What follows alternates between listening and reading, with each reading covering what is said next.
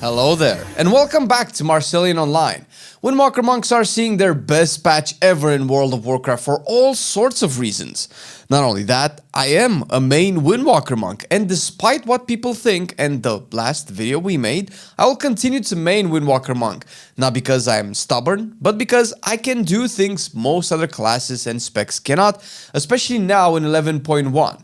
If you were thinking of playing one this season or have encountered some out in the wild and weren't sure what good they can do or if they're even worth it, then great, sit down and let me tell you why this is probably the best time to try out this spec, if not even main it for the rest of the expansion. Why did I decide to play Windwalker as a main? People play WoW differently, that is clear, and some just have their one character they like and they never change. To you, I want to tip my hypothetical hat and say, brother or sister, I know your sisters are out there chilling and playing. Sometimes I honestly wish I was like you. Have one character I can constantly grow, collect all of the transmogs from past, present and future raids, get better at it, push some endgame content and become a good player. No, really. But nah. Bring in the alts, baby! I have fully embraced my alcoholic nature and I am loving it every other time when I realize I want to have fun more than I want to be the best player I can be. Fuck it, man, it's a video game, let's fucking blast. So I decided to be a Windwalker Monk because of it, mostly since I tested it on the 11.1 PTR and it ticked a lot of boxes. Some of these boxes that could apply to you.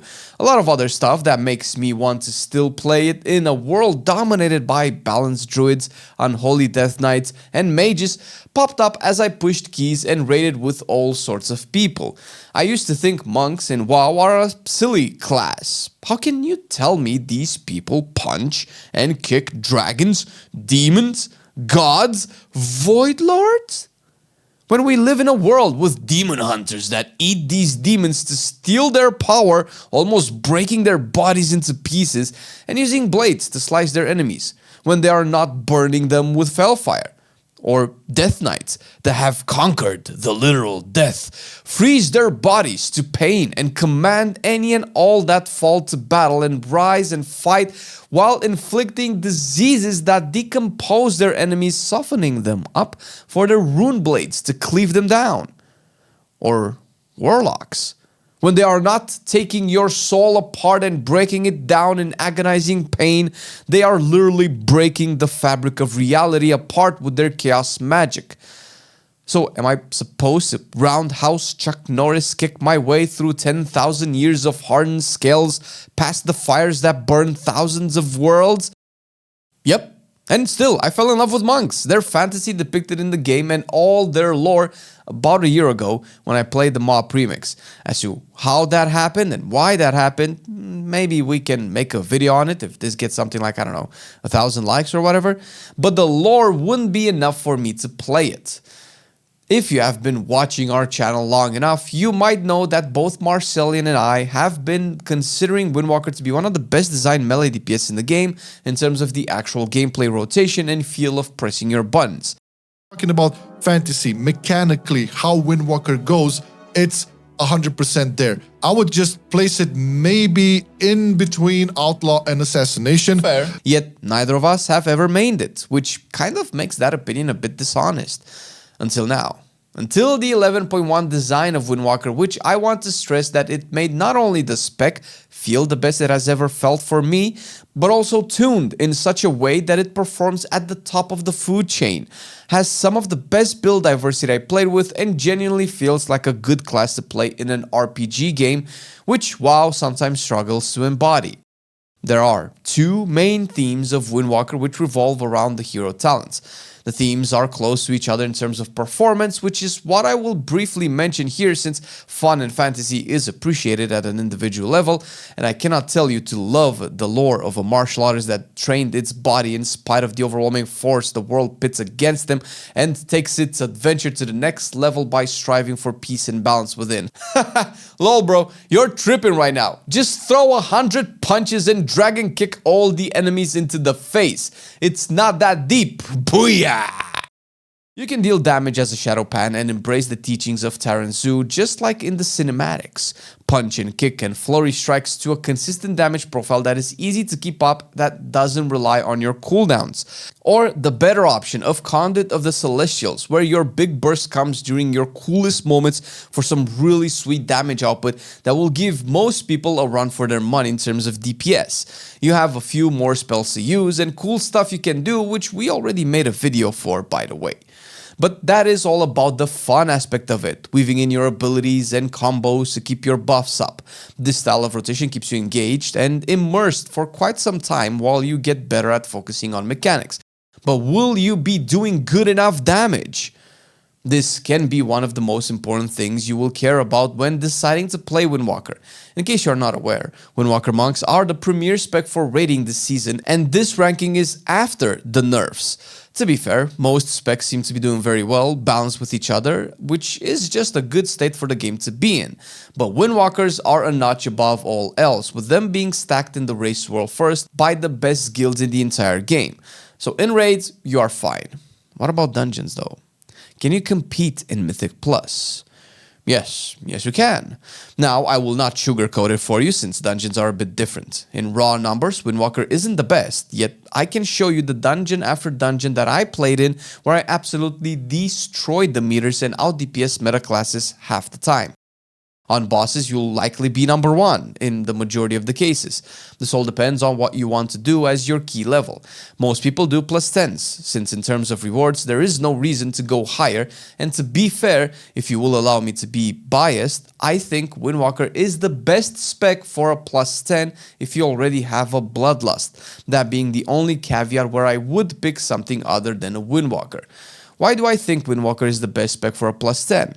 Well, I am obviously biased since I am playing it, but I also played Fire Mage last season, Balanced Druid this season, Elemental Shaman this season, Unholy Decay this season, and still, I think Windwalker is the best choice.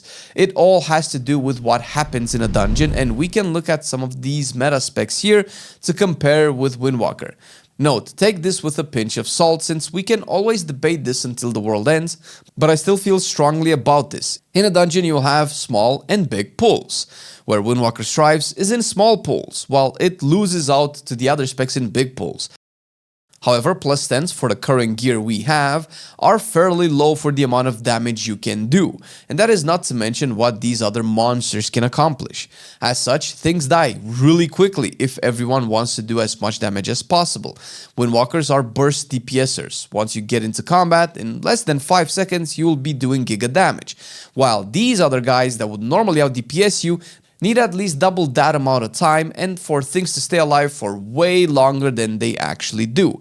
So even though, in theory, Fire Mages, Unholy Death Knights, and Chickens can and will out DPS you in AoE, everything dies way too fast for their damage to kick in. So in conclusion, in 10s, you can and will out DPS almost always. If not, do just as much as them. That means that your damage profile is just really reliable for +10s. And as mentioned earlier, you are likely the best DPS spec for bosses, with specs like Fire Mages being very close, but very close doesn't mean better. And if you out DPS a Fire Mage in small packs, and most of the time in large packs, and always on bosses, how many more chances does every other class have to do more than you? All of this, of course, with a bunch of conditions. You playing your best and not dying, everyone doing mechanics properly, the tank pulling consistent so you and also the rest know what to expect, and so on. If shit starts hitting the fan, then all logic goes out the window and the best player usually comes out on top, regardless if they are a Windwalker or not. And speaking of shit hitting the fan, you are an absolute unit at surviving. Taking the mobility aside, which is the most obvious thing, you have 3 main defensives in Karma, Fortifying Brew, and Diffuse Magic. Diffuse Magic is probably the best magic damage reduction ability in the game. You can make an argument for AMS for Death Knights or Spell Reflect for Warriors, which can negate damage in niche situations, and guess what? Diffuse does the same thing when it comes to removing dots, and you can ask your healer how much they like it when their monks use Diffuse to remove the fire dot from the dogs in Workshop. Also the magic debuff the robots do, or the fire circle in Cinder Brew. And that's not all. The reason it's better than all of the above is that when it cannot negate the magic damage, it reduces it by 60%. There is maybe only one other defensive better in the game, which is Ice Cold for mages that give you, I believe, a 70% damage reduction. But that cannot negate damage, and mages sacrifice an actual immunity to get that one, while you just have diffuse magic. But that is actually not the best defensive you have. Can you keep a secret? No, really. Please keep this a secret or everyone will end up playing Windwalker if you don't. See this passive right here? It's called Dance with the Wind. It gives 5% dodge chance. If you are a Brewmaster, that is. But it got changed for Windwalkers and now it gives 10% physical damage reduction, which it stacks all the way up to 9 stacks. And since you're better at math than me, most likely, you will see that this is almost 90% physical damage reduction. Wait, actual 90% physical damage reduction. Of course, there's a catch, otherwise Blizzard wouldn't just have it that way in the game. And the catch is that after you take a physical attack, it drops all of the stacks and starts stacking it again every 4 seconds. But how often do you get multiple physical attacks on you? And after it drops, you get 10% physical damage reduction in 4 seconds, and then again in another 4 seconds, and so on. And if you're consistently attacked by, say, range physical mobs, this gains giga value. This passive is why when you pull aggro from a tank or your tank borks and misses the taunt, you take a hit and survive or barely lose HP, while every other class will randomly die. You also have instant vivifies every 10 seconds that heal you for half of an HP potion's value. If you are in danger and cast this 2 to 3 times in an encounter, you essentially have an extra health potion. Of course, other classes can do this as well, but you don't spend chi on yours like a red paladin would spend holy power on theirs, or enhancement shaman using maelstrom weapon for theirs, or death knights using runic power. It's not broken or giga better than the rest, it's just another tool that other classes have that you also have on top of everything else that we mentioned.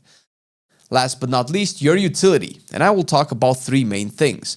First is your group buff in Mythic Touch that debuffs enemies to take 5% more physical damage. Some of the best specs in this meta are Prot Warriors, Arms Warriors, Marksmanship Hunters, and Outlaw Rogues that just do pure physical damage with their main abilities. There are others that incorporate some form of magical damage that still benefit from your debuff as well. I'm not saying it's the best one in the game, but as opposed to all other past seasons in the last expansion and a half, we had almost an exclusive magic meta, whether it is with a Mage, Shadow Priest, or Augmentation Evoker and Balance Druid, Vengeance Demon Hunter, or Prot Paladin. Any combination of these with any healer outside Restore Druid does most magical damage, hence not benefiting from your physical damage debuff, but now things changed. So yeah, your party might want Arcane Intellect and Mark of the Wild, but Mystic Touch is definitely a reason to bring Windwalker because just look at this plus 13 I did with this cracked out roided Marksmanship Hunter. Damn! The second thing is pressure point. There's a good chance you will play in groups without a hunter or a druid, the most common sources of soothe for enrages. Now you can soothe yourself, packs like the first one in the Theater of Pain. And if not, it's a good ability to lock down a caster that just won't stop shooting down your healer or assist with skips. And I'm talking about the incapacitate ability that has the pressure point option. And speaking of skips, Ring of Peace is an ability like no other. Among the things you can do with it are as follows. Stop all casts. Push mobs into a pile to be cleaved down. Place on your tank or healer to save them from incoming enemies. Put Baby in the corner because Baby needs to listen to you. Or skip stuff by pushing mobs out of the way so your group can pass them. And all of this makes Windwalker the best in 10s, where everybody is right now. But that doesn't mean it has no value in 11s, 12s, and so on. I also wanted to say one more thing that I'm not sure how to explain it to you, but here goes. Windwalker has a lot, maybe the most skill expression in the game. What that means is that with the toolkit at your disposal, you can do a lot of cool shit. You can jump over things with your air dash. You can teleport over beams with transcendence. You can execute affixes. You can solo handle other affixes. You can go from A to B quicker than a demon hunter. You can create impassable terrain for most mobs, and any of these tricks used in combination with any of the mechanics present in the game makes it so that if you have a bit of imagination, you can just actually be a cool spec when when everyone else is just zug-zugging and pressing their DPS buttons, because what else are they gonna do? Did I convince you? Not yet? Well, then you have to try out all of the cool builds for Windwalker in this video. If you wanted to use different talent combinations because you just don't like lightning casting or slicing winding, this video has a build for you.